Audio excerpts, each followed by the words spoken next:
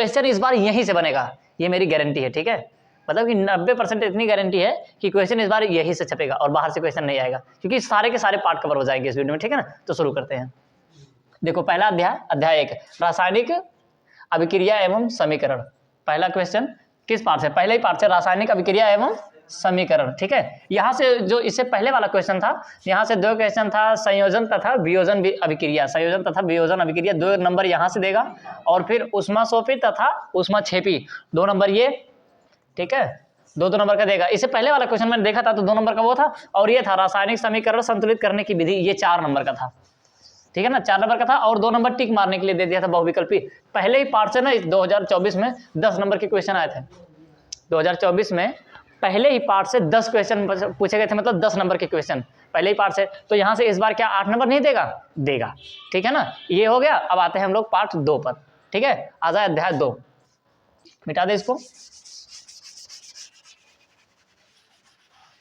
ठीक है। आते हैं अध्याय 2। अध्याय 2 में क्या है भाई, अम्ल, क्षार तथा लवण, ठीक है ना। अम्ल, क्षार तथा लवण, अध्याय 2। यहां से क्वेश्चन 1 बन रहा है, अम्ल, क्षार तथा लवण की परिभाषा दीजिए, या फिर परिभाषा और उदाहरण भी पूछ सकता है, ठीक है ना। परिभाषा उदाहरण सहित एक क्वेश्चन ये बना, ये इस बार देगा जरूर, अम्ल, क्षार तथा लवण परिभाषा, ठीक है ना, इन तीनों की परिभाषा और एक एक उदाहरण देने को कहेगा, ठीक है। ये हो गया। और दूसरा जो देगा क्वेश्चन, और इसके बाद का जो क्वेश्चन देगा वो रहेगा बेकिंग सोडा,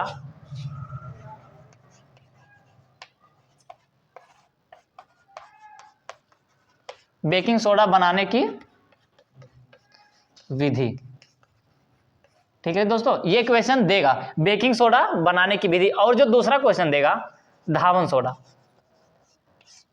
धावन सोडा बनाने की विधि, धावन सोडा बनाने की विधि, ठीक है।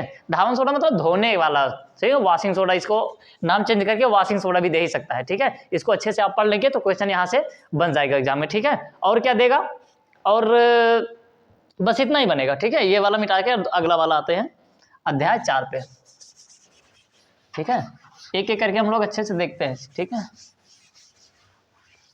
ये रहा अध्याय 3। ये केमिस्ट्री से चल रहा है अभी, क्योंकि 10 में तीनों साइंस एक ही में है ना, केमिस्ट्री, फिजिक्स एंड बायोलॉजी, 3 के तीनों एक ही है। तो केमिस्ट्री भी चल रहा है, 4 पार्ट तक केमिस्ट्री चलाएंगे, फिर उसके बाद अपने पे आ जाएंगे, मतलब कि इस पे आ जाएंगे ना। और जो पार्ट 3 है ये है धातु तथा अधातु, धातु तथा अधातु, धातु तथा अधातु। यहां से क्वेश्चन देगा धातु तथा अधातु में अंतर स्पष्ट कीजिए, ठीक है। क्या कहेगा, अंतर स्पष्ट कीजिए, या तो फिर अंतर बताइए, अंतर लिखिए, कुछ भी दे देगा, जैसे देगा, ठीक है। आप वैसे करके आ जाइएगा। ये रहा अध्याय 4, मतलब कि ये 3 रहा, और आ जाता है अध्याय 4। अध्याय 4 में क्या है, पढ़े हो तो कमेंट में लिखते चलना, ठीक है। अध्याय 4 में है कार्बन तथा इसके यौगिक, तथा इसके यौगिक, कार्बन तथा इसके यौगिक। ये क्लास 8 में आप पढ़े होंगे, मतलब कि 9th में भी थोड़ा सा है, लेकिन 10th में पूरा है। क्लास 8th में भी पूरा है और 10th में भी पूरा है, ठीक है ना। क्लास 8 में पढ़े होंगे तो वहीं से अगर पढ़ जाएंगे तो यहाँ पर भी मिल रहा है, अच्छे से लिख लोगे कि नहीं लिख लोगे इसको, ठीक है। धातु तथा मतलब कार्बन तथा इसके यौगिक। यहां से क्वेश्चन बनेगा समजातीय, ये कौन सी डिजाइन वाली कोचिंग आ गई यार, समजातीय तथा विषम जाति, विषम जाति। यहां से ज्यादा क्वेश्चन नहीं, यहां से टोटली जो क्वेश्चन देगा ना, केवल यहां से जो क्वेश्चन, ये वाली चौक शायद दिख नहीं रही, ठीक है ना, ठीक है ना। यहां से जो क्वेश्चन बनेगा समजातीय श्रेणी से, ठीक है, यहां से केवल और केवल क्वेश्चन 2 नंबर का बनेगा, ठीक है मेरे दोस्तों। यहां से जो क्वेश्चन बनेगा वो केवल और केवल 2 नंबर का बनेगा, ठीक है। ये हो गया अध्याय 4, ठीक है। एक एक करके हम लोग समझते। देखो ये दोस्तों, ये कोई मतलब कि स्मार्ट बोर्ड वो पैनल नहीं है कि यहाँ से डिजिटल बोर्ड यहाँ से क्लिक करेंगे और नया वाला पेज का खुल के आ जाएगा, ठीक है ना। यहाँ पर मिटा करके हाथ से ही लिखना होता है, ठीक है। तो ध्यान से, मतलब कि क्लास तक के आखिरी तक जरूर बने रहना, ठीक है, नहीं तो छूट जाएगा, कुछ ना कुछ जरूर छूटेगा।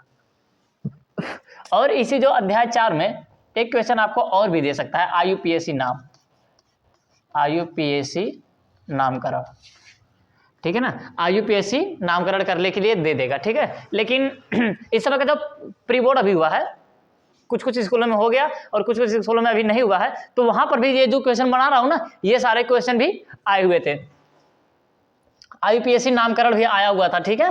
तो इसलिए और बोर्ड के एग्जाम में ये क्वेश्चन आने की संभावना बहुत ही ज्यादा है। अब आ जाता है हमारा बायोलॉजी, चौक थोड़ा सा और निकाल दो, ठीक है ना। आता है अब 5 बायोलॉजी, ठीक है ना।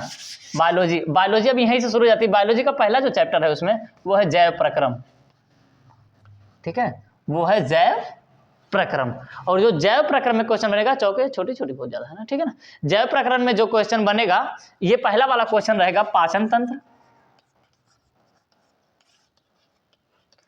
पाचन तंत्र, और रहेगा श्वसन तंत्र, ठीक है ना, स्वतंत्र तंत्र और उत्सर्जी अंग, और जो रहेगा वो रहेगा उत्सर्जी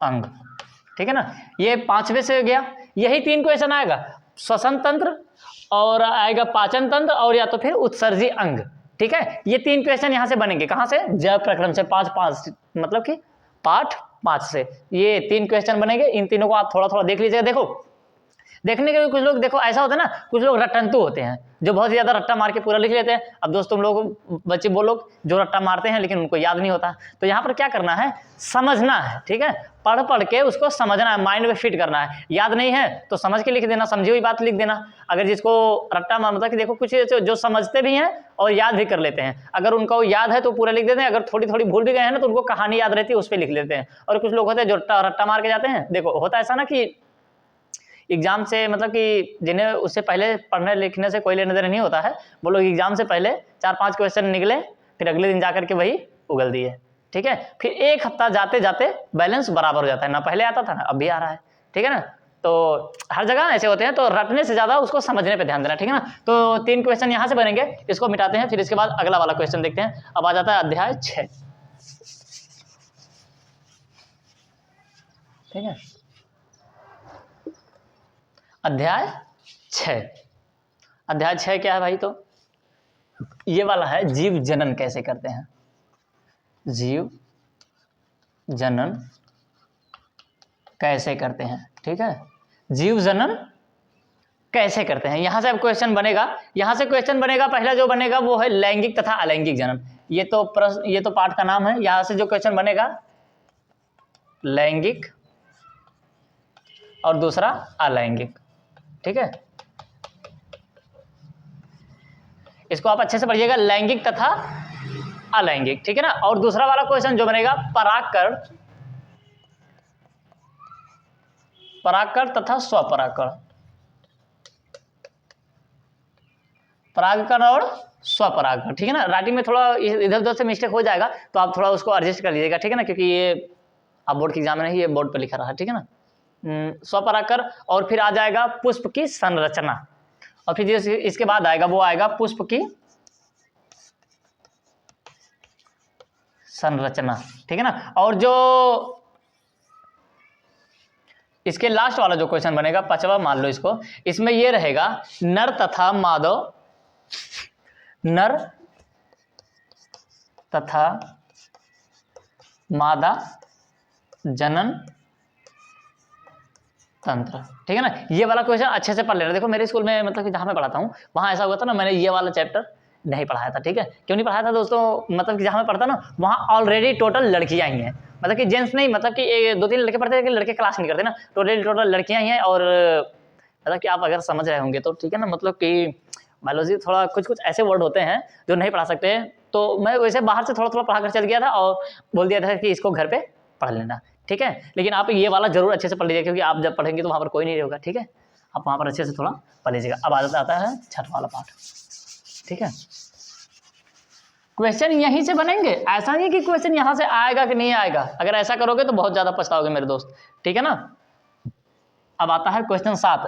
7 में से ज्यादा क्वेश्चन नहीं बनेगा, ठीक है ना। नियंत्रण तथा समन्वय मतलब कंट्रोलिंग के ऊपर रहेगा, इसको आप पढ़ लेंगे तो ज्यादा सही रहेगा, नहीं तो यहाँ से ज्यादातर क्वेश्चन नहीं बनेगा, ठीक है ना। नियंत्रण तथा कंट्रोलिंग में यहाँ से आता है एक तंत्रिका तंत्र, तंत्रिका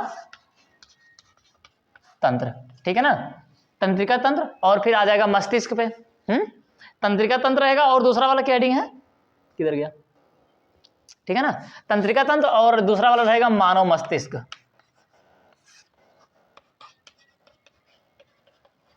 मानव मस्तिष्क, और कुछ नहीं, ठीक है ना। यहां से क्वेश्चन बनेगा। और हाँ, ये अगर मेरे क्लास की कोई भी लड़की अगर ये वीडियो देख रही है तो मैं तुमको बता दे रहा हूँ, मैं देखो ये दोनों बहुत ही अच्छे से समझाया हूं, 2 से 3 दिन तक इसी पर क्लास चली थी। अगर ये वाला क्वेश्चन छूटा फिर तो फिर देख लेना, क्लास में पीटूंगा जरूर तुम लोगों को, ठीक है। ये वाला हो गया ना तंत्रिका तंत्र। अब आ जाते हैं अगली वाली क्लास में। इसके बाद कौन सा आएगा, 8, ठीक है, लेसन 8। लेसन 8, लेसन 8 है आनुवांशिकता।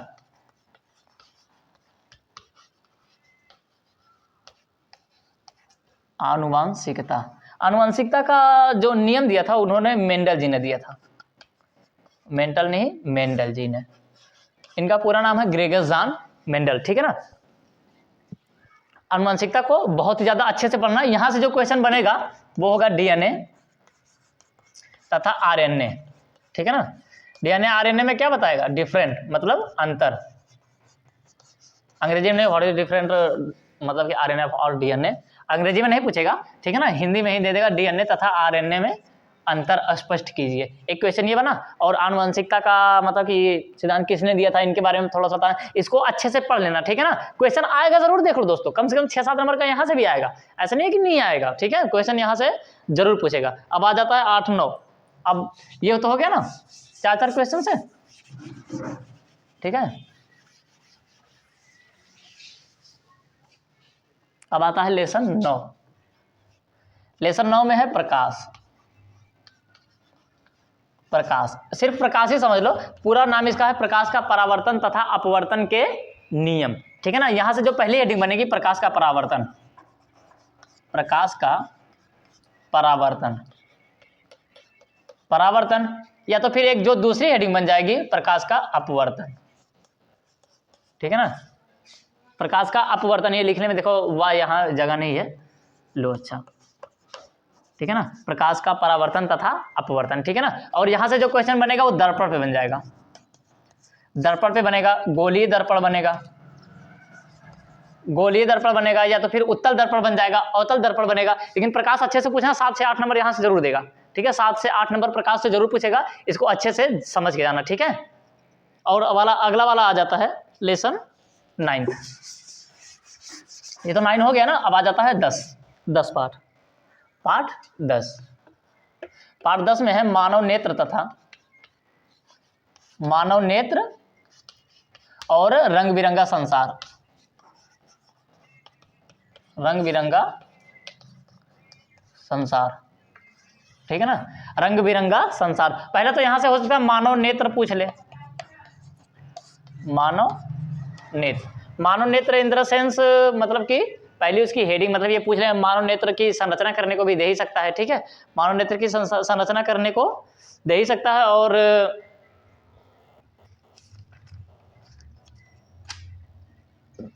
ठीक है, और यहां से पूछ भी सकता है, ये पेन कहां से आ गई, ठीक है। ये मानव नेत्र पूछ लेगा। और मानव में और जो बीमारी होती है, बीमारी का क्या नाम है, दृष्टि दोष, दृष्टि दोष। तो दृष्टि दोष को 2 प्रकार के, एक तो निकट दृष्टि दोष, निकट दृष्टि दोष, और दूसरा दूर दृष्टि दोष, ठीक है। निकट दृष्टि दोष और दूर दृष्टि दोष, ये तो क्वेश्चन हो गया, ठीक है। यहीं से ज्यादा क्वेश्चन नहीं आएगा मानव नेत्र से, मतलब कि क्वेश्चन तो आएगा 5-6 नंबर का आएगा। एक तो यहां से बनेगा मानव नेत्र, फिर दृष्टि दोष, निकट दृष्टि दोष तथा दूर दृष्टि दोष, ठीक है। या तो फिर मानव नेत्र की संरचना करने के लिए दे देगा, ठीक है। और अगला वाला जो क्वेश्चन आएगा वो वाला क्वेश्चन आएगा 11 से, छोटी हो चुकी है, लेसन 11। लेसन 11 में क्या है, ये डेस्टर किधर चला गया, लेसन 11, लेसन 11 है विद्युत, लेसन 11 है विद्युत। अब विद्युत में क्वेश्चन कहाँ से आएगा? विद्युत में तो क्वेश्चन कई जगह से आ सकता है, ठीक है ना। जैसे एक दो क्वेश्चन हम लोग अच्छे से समझ लेते हैं। विद्युत धारा में मतलब कि विद्युत धारा, विद्युत प्रतिरोध, या तो फिर 3 हेडिंग बताते हैं, ठीक है ना। एक तो आ जाएगा ओम का नियम, ओम का नियम, ठीक है ना। और दूसरा विद्युत धारा, विद्युत धारा, या फिर विद्युत प्रतिरोध, ठीक है ना। 3 हेडिंग बहुत है, क्या और घुसा दो उसी में? नहीं, बस 3 बहुत है, ठीक है ना। विद्युत धारा, विद्युत प्रतिरोध और ओम का नियम, ठीक है। अब याद जाता है अगला वाला। अच्छे से इसको नोट करते चलना मेरे दोस्त, ठीक है। मतलब इसको अच्छे से याद कर लेना, ऐसा नहीं है कि मैं जल्दी जल्दी मिटा दे रहा हूँ तो फिर बाद में वो मास्टर ने मिटा दिया लड़के ने। अब आ जाता है 12 वाले क्वेश्चन बहुत ज़्यादा मतलब कि बेहतरीन है, यहाँ से ज़्यादा क्वेश्चन नहीं पूछेगा, ठीक है ना। 12 वाले को हम छोड़ के आगे बढ़ जाते हैं 13 वाले पे, ठीक है ना। 12 वाले से नहीं आएगा और 13 वाले पहुंच जाते हैं। यहाँ से आएगा हमारा पर्यावरण, हमारा पर्यावरण, हमारा पर्यावरण। अब कोई ऐसा मतलब कि गधा नहीं होगा जो हमारा पर्यावरण इसके बारे में ना जानता हो। हाँ, क्लास में वैसे तो भी 10th वाले बहुत ज़्यादा छोटे ही होते हैं, उनको इतने सोचने समझने की क्षमता नहीं है। लेकिन हाँ देखो, ऐसा अगर है कि क्लास में नोट्स बनवाने की जगह अगर मतलब कि नोट्स बनवाओ, ऐसे नहीं है, अगर क्लास में समझाया जाए ज़्यादा ना तो बच्चे की सोचने और समझने की क्षमता बढ़े। लेकिन फिर बच्चे से नोट्स लिखवाएंगे और पूछेंगे बस वही बताएगा, बाहर से कुछ थोड़ा सा भी ज्ञान नहीं देते हैं। तो फिर ऐसा होता है ना कि जब बाहर से एग्जामिनर आ जाता है स्कूल में, तो जब पूछता है ना तो बच्चे कुछ बता नहीं पाते, क्योंकि बाहर के आदमी से वो कभी मिले नहीं है, तो बाहर का क्वेश्चन भी नहीं बता पाते। और एग्जामिनर कभी कभी उनका नाम भी पूछ लेता है, उसमें भी अटक जाते हैं वो। अभी 10th वाले मतलब कि इतना ज़्यादा कहाँ पढ़े लिखे थे, बैच आ जाती है, बैच पीठ पे हाथ रख देती है तो उसे कांपने लगते हैं, ओ माय गॉड क्या हो गया, ठीक है ना। लेकिन अभी तो आजकल के बच्चे मतलब कि स्टूडेंट जितने भी है एडवांस होते चले जा रहे हैं, क्योंकि देखो जो छोटा बच्चा है उसके पास हाथ में भी मोबाइल है और बड़ा जो बच्चा है उसके भी हाथ में मोबाइल ही है, और दोनों के मतलब कि वीडियो घिसकाएंगे इंस्टाग्राम पे तो दोनों के फ़ोन में वीडियो सेम आएगी, समझ रहे हो ना। इसलिए थोड़ी थोड़ी सोचने की क्षमता दोनों की बराबर होती चली जा रही है। लेकिन अब है ना ऐसा मतलब कि अब सबका अपना अपना है, ठीक है। और ये 13 में हमारा पर्यावरण, और 12 का जो एक क्वेश्चन बनेगा ना लेसन 12 का, इसको भी अगर आप देख लेंगे तो सही रहेगा। फैराडे का नियम, फैराडे का नियम, ठीक है ना। हाँ, ये फैराडे का जो नियम है ये क्वेश्चन बहुत ही खतरनाक पूछेगा, ठीक है ना। फैराडे का नियम इसको अच्छे से पढ़ लेगा, ये पूछेगा जरूर। और फैराडे ने नियम किसका दिया था भाई? चुंबक का।